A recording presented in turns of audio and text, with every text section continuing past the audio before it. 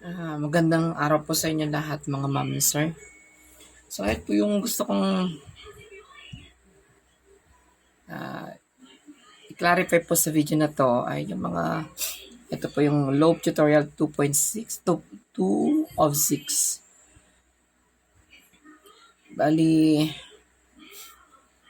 gusto ko po na i-clarify tungkol po sa unang-una po yung sa subjects. Kasi meron pa mga nagsasabi na nagkakaroon daw po ng discrepancy po doon sa entrep. Kasi hindi daw po accurate yung subject average. Tapos pangalawa po, hindi rin po nag-a-appear sa SF10. Wala daw pong lumalabas sa SF10. Sumunod po yung sa home run guidance. Para daw po lalagyan ng paano daw po lalagyan ng R yung ano ba tawag dito? Yung home run guidance po doon sa card. Sunod po, error ba o nakalock daw. Protected daw yung values. Yan yung last po na sa tutorial na to yung possible cause of errors. Okay. So, buksan po natin yung lobe. Ano po? Buksan ko yung lobe. Ito pong junior high school main. Buksan po natin ito.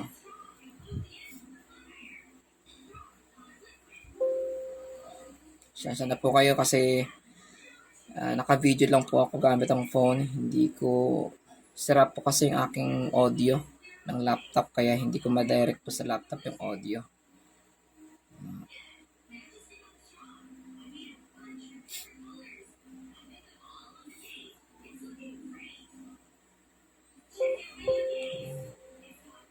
Ito po yung blanco, ano ho. Click OK. Kung may nakikita po kang ganito, just click OK lang po yan. Okay, okay, okay. Pag nakita po kayo ng ganyan, just click OK. Okay po. Kasi ako po kasi nakaka auto-save po. Yan. Ising ko lang po yung camera. Ayan po. So, nakikita po ninyo na maayos. Dito po sa subject, wait lang po, nag-loading ko po. Sa subject, ang dapat na arrangement po ng subject natin. Ito po yon. Ito po ha. O dapat 16 po yan, 1 to 16. Kasi ito po yung card na ginamit natin last year. Last school year. 16 po yan. Ito po yung arrangement. Hindi po pwede magkulang dyan. Sana po, malinaw po tayo dyan. Kasi pag nagkulang po tayo dyan, may iba po yung mag-a-appear na subject dito sa SF9 natin. Dito po yan. Dapat ganito po yung arrangement ng ating card. Hindi po pwedeng magkulang. Kahit na grade 7, grade 8, grade 9, grade 10, dapat para-pareho po tayo. Again po, ulitin ko sa subject, hindi po pwede na kulang po ito. Kundi magkakaroon po talaga kayo ng problema pagdating po sa paglalagay ng grade dito sa consolidation. Dapat ganito rin po yung ayos kasi nakadepende po sa subject natin ang mag-a-appear na subject dito sa consolidation. Ano po? At hindi po pwede na dito sa subject ay magkakapalit-palit po sila na entrep nandito sa pang 13 o itong tector ay nasa pang 14. Hindi po ito pwede magkapalit-palit. Okay po. Sana po malinaw po tayo. Ang ilan po kasing problema natin na natatanggap kasi po kulang po itong subject na inilagay po dito. Okay po, ulit-ulit na po ako. Dapat yan ay 16. Ito po kasi yung subject na ibinigay ni Ma'am Suniga last year. So, hindi ko po siya binago. Dapat 60 hanggang 16 po iyan. At ganito po yung arrangement. Ano po? Hindi pwede yung entrep ay nandito sa pinaka 16. Okay po? So, ito po yung, yan po yung susundin natin. Okay? Dito naman po sa dito po sa list of subject for the general to be computed, ilalagay lang po natin dito kung ano po yung kasama sa general average. Okay po ba tayo doon? Kung kayo grade 7, technical drawing po nakalagay dyan. Kung grade 8, hindi ko po alam kung ano sa grade 8. Kung grade 10 po kayo, burahin nyo po itong 13. Ano po ang nakalagay doon sa entrep po. So, 14 po ilagay natin. Okay? Sana malinaw po. Kung kayo grade 9, o 14 din yan. Kapag grade 7 yata at grade 8, iba po yata yung sa grade 8 at grade 7. Sana malinaw po tayo dyan, para wala po tayong problema. Okay? Ano po?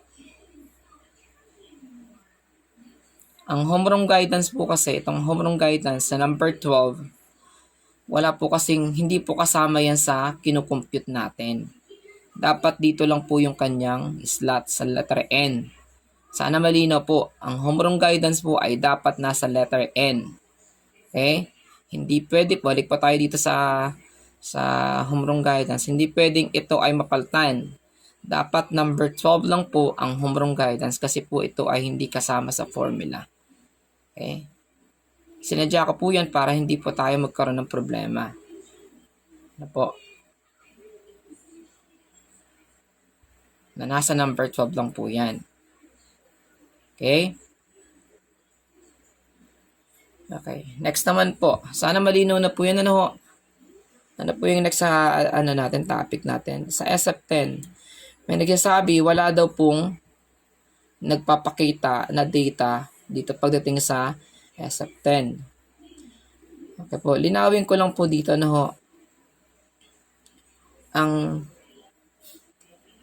ang loop po kasi ay ginawa ko ito gamit ang Microsoft 365. Ngayon, kung gagamit po kayo ng iba pang version, let's say 2013 version, hindi po gagana po dito. Hindi po magpapakita yung data doon sa SF10. Ano po? Okay? Kung kayo po ay grade 10, dapat nakalagay po dito 10 yan. Nandun naman po yan sa unang video tutorial ko po, di ba? Again po, ulitin ko po ha. Kapag kayo po ay gumagamit po ng lobe, gamit ang 2013, 2016, possible po na yung SF10 po ninyo hindi mag-a-appear yung data ng bata. Kaya ang ina-advise ko po, kailangan po ninyo activate o kailangan po nyo uninstall yung lumang version at install po yung new version. Yung Microsoft 365. Anong kailangan po ninyo doon? Kailangan niya po ng Microsoft 365 account. Yan po, madali lang naman po yun eh. Pa-assist na lang po kayo sa inyong kung sino po yung nag-a-assist. Yan lang po yun. Yun po yung possible cause po. Possible cause kung bakit po hindi po magpakita yung data ng bata sa SF10. Yan po. So, yun po yung nakikita kong, yun lang po talaga ang solusyon doon. Pero meron naman pong mga ibang laptop talaga na kahit lumang version ay nagpapakita po yung data dito po sa SF10. Okay, gaya po ng mga co-teacher ko sa main, sa annex po. Ano pa po ba? Ano sunod na homeroom guidance po. So, homeroom guidance. Saan ba natin po ginagamit yung homeroom guidance? Ito po. Buksan ko po yung lobe ko dito po sa lobe ng aking section, ng aking advisory. Buksan ko lang. Click update lang kapag may nakapakitang update.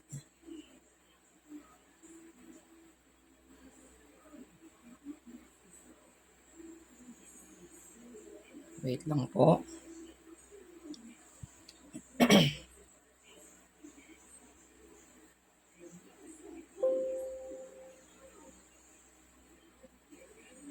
Yes. Click OK. Okay lang po ng okay.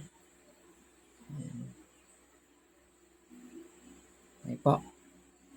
So, dito, balik po tayo. Ito po ay yung loob ng aking advisory. So, dito po sa home run guidance, ito po ito na po yung aking mga bata. Meron na po din kasi meron na po akong data dun sa database. Dito po, dito po si Bola.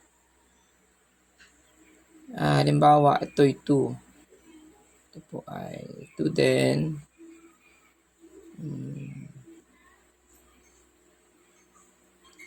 3. Diyan lang muna po. So, na-accomplish ko po yan. Diyan, click save. Save po Ayan. Save. Kapag nagawa niyo na po yan, automatic po yan na magpapakita sa ating SF9. Ayan po. Balik po tayo dun sa first and second. Ayan na po siya. So, ganun lang po siya kasimple. Ganun lang siya kasimple. Okay? Halimbawa po, gusto ko ng mabilisan. Hanggang dito sa drag down ko lang po yan. Pwede po yan. Okay, meron na. Then click save. Save. Kailangan po i-click save nyo po siya para mag-approve po yan dun sa card natin. Punta po tayo sa card. Yan.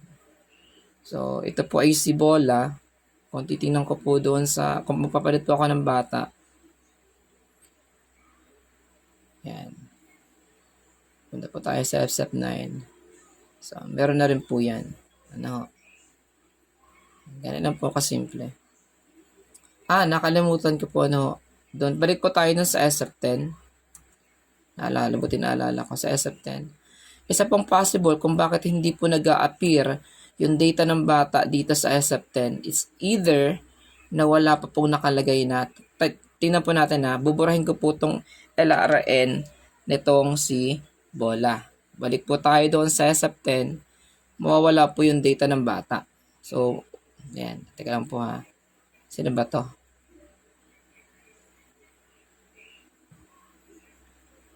Si Ilagan pala to. Punta po tayo sa kay Bola. Si Bola. Yan.